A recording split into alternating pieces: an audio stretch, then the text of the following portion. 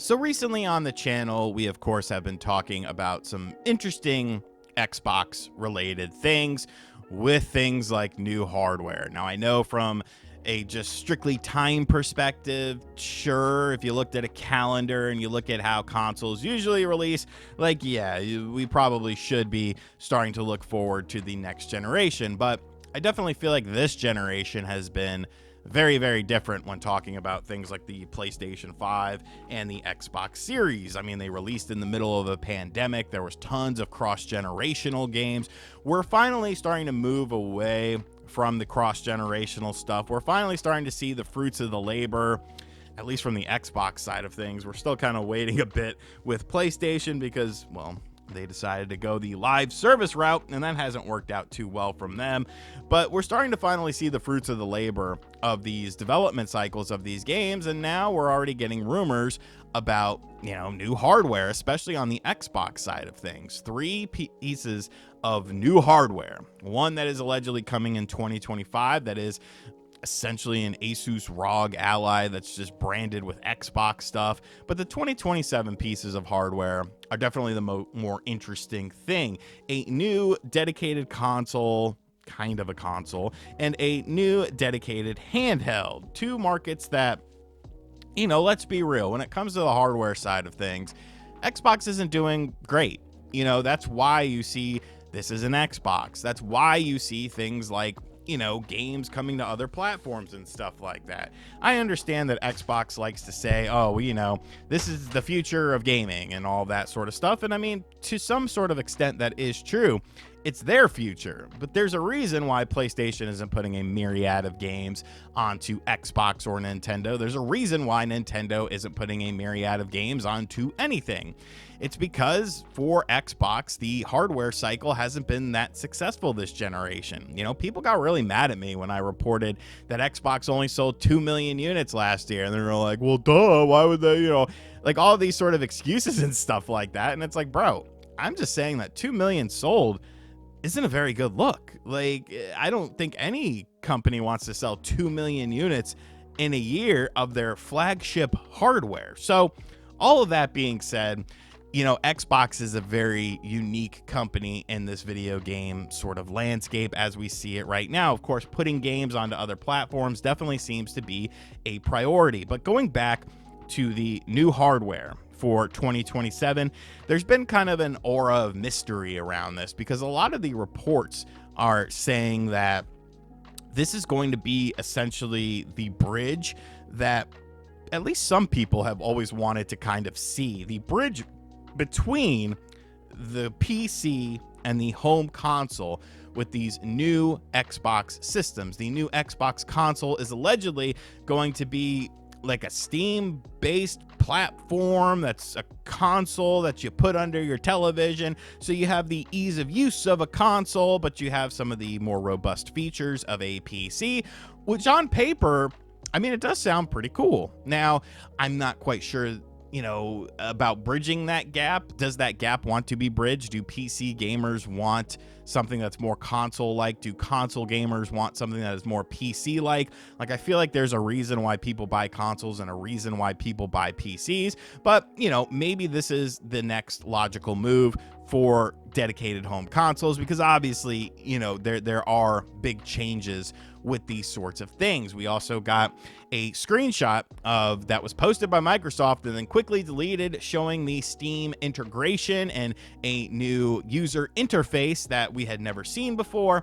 Very interesting stuff. I do have questions though when it comes to things like this because of the fact that if, let's say, Steam is, baked into this next Xbox console, why would I buy games on the Xbox marketplace instead of Steam?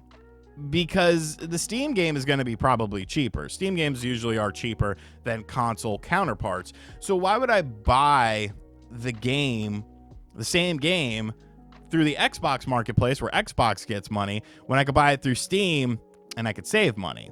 I know there's some Xbox. Colt Eastwood's buying it through the Xbox app. Shout outs to Colt. But me, I'm going for the cheaper alternative. How is that going to be handled by having, I guess you would have to have a separate profile for the Xbox 2027 console settings, kind of similar to how you have a Steam Deck? Are developers going to want to do that? Are you going to be able to tinker with various settings and stuff like that?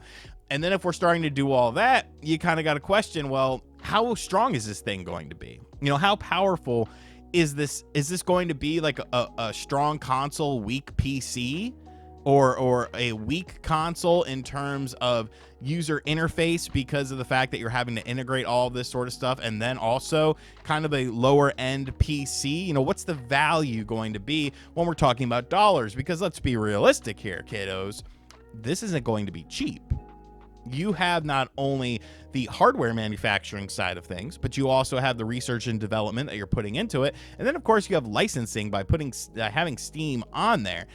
And if you have a whole nother storefront on your Xbox, will that hurt sales of games through your marketplace? Now, obviously, a lot of Xbox users use Game Pass and Game Pass Ultimate like I do, but these are questions that you have to bring up. And then you also have, well, the elephant in the room with Sony. I mean, Sony's already blocking stuff to where, you know, they're not they're like, yeah, no, you're you have a playing this on a Microsoft thing or you know, a Nvidia or whatever. No, you're not going to be able to play our games on there. Is that going to piss off PlayStation to the point of maybe where they make their own sort of launcher, or they restrict the games? And then could other developers follow suit because maybe they don't want the Xbox owner to buy the Steam version of the game because they might make more money on the Xbox version or something like that? Like, there's a lot of variables, licensing stuff, all of that sort of stuff that, you know, really kind of raise questions that I don't feel like we have answers to. And that's where we get into the final point, and which is actually the title of this video, but I kind of wanted to all encompass this entire video. And that has to do with the article that a lot of this is stemming from over on Windows Central. They basically did a big write-up talking about the image of, you know, Steam being on this user interface and stuff like that. But there was one section that definitely stood out to me, and I think should stand out to a lot of people, and that reads as follows. Microsoft is working hard to integrate Xbox and Windows game development more closely into the future. Windows Central understands that traditional Win32 will be the preferred development environment for the next mainline Xbox consoles. I guess that's including the handheld as well, which we haven't even really talked about, but that's a whole nother thing. With Xbox One/Series X and S era environment gradually phased out. Where that leaves our existing library of Xbox era games remains to be seen, but it seems emulation is one avenue Microsoft is exploring for backwards compatibility and game preservation. Now, when I read that, I get some red flags with that.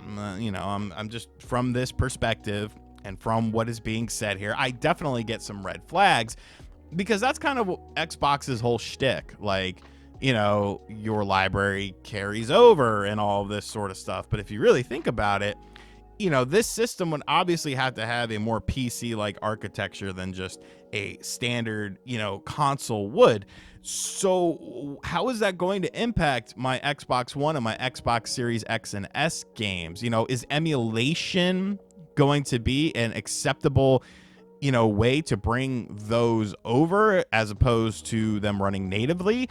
Would Microsoft maybe be like, hey, your whole library is here via the cloud and you can cloud stream this sort of stuff? Now, obviously, none of this is set in stone, but for Windows Central to even be mentioning this, and they're obviously a more positive sort of Xbox related outlet, that does raise quite a few questions for me, because of the fact that, yeah, what is going to happen to my games? Are you going to offer me the PC equivalent on Steam or something? There's a lot happening with this statement right here. Then you also get into the handheld side of things, because they're evidently doing a dedicated handheld in 2027 as well. And it's like, well, okay, is that going to have like the same sort of operating system that the console is going to have? But it's obviously going to be weaker than the console version would be, because you have to factor in things like battery life, of course, as a portable system. So how's that going to work within all of this? Like, it sounds very ambitious, but I think at the same time, it also sounds very sort of fever dream. You know what I'm saying? It seems like we're trying to be everything to everyone, but people like what they like and they don't like what they don't like. I'm not quite sure that like PC gamers are going to be like, yeah, I really want to have this new Xbox because it has console features. And I'm not quite sure that console users are going to be like, yeah, I really want this new PC console thing because I get the features of Steam. Like, I'm sure there'll be some sort of overlap, but the more I kind of read into all of this with Xbox, you know, I think my main thing with Xbox is I don't really trust them. I don't trust what they say, because when you have Phil Spencer waddling out there, and at the time he was kind of waddling because it was before he lost a bunch of weight, you have Phil Spencer coming out there saying, oh yeah, it's only 4 games, you know, 4 games and that's it. But we're also doing Indiana Jones and Forza and all these other games too, and they're all coming in the spring and, you know, blah, blah, blah.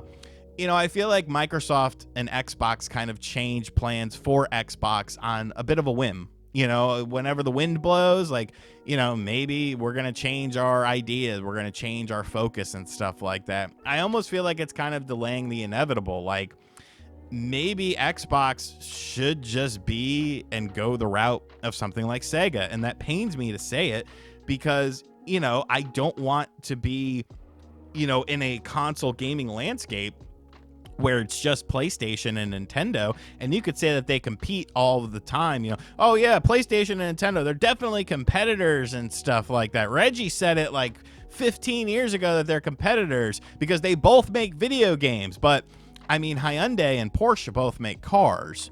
They're not going for the same demographic. They're not going for the same type of consumer.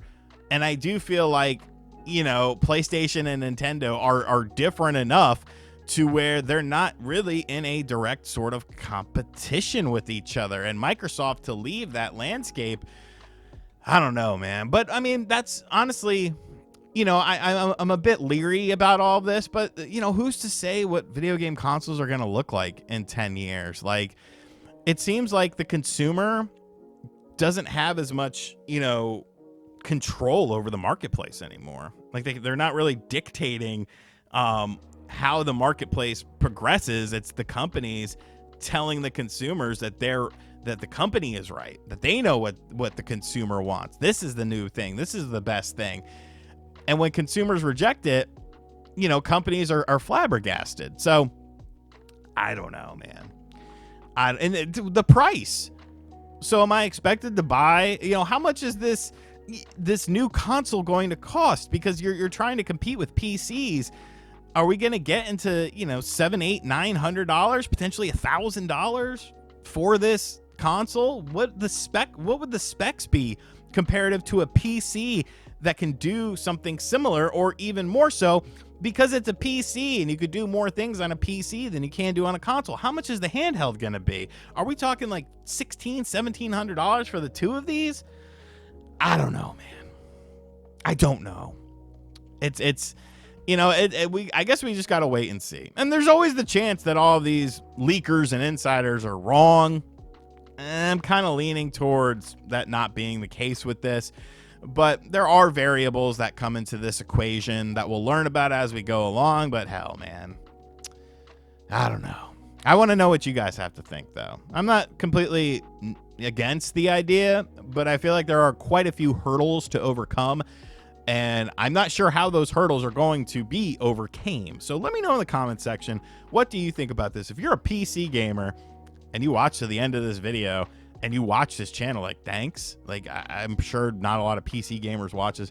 But if you are a PC primary gamer, would this make you want to buy the next system from Xbox because you can have your Steam library and you can also have your Xbox library and, you know, kind of all in one place? If you're an Xbox fan, does the Steam integration appeal to you? If so, let me know in the comments section down below. If not, let me know. And as always, guys, thank you for checking out this video. If you're new to the channel, make sure you hit that subscribe button. Be sure to like, comment, share, hit the bell as well. This is the second time I recorded this because I didn't turn my microphone on the first time, and I just realized I didn't turn my camera on the second time, so you're getting audio only. And as always, I'll catch you guys on the next video.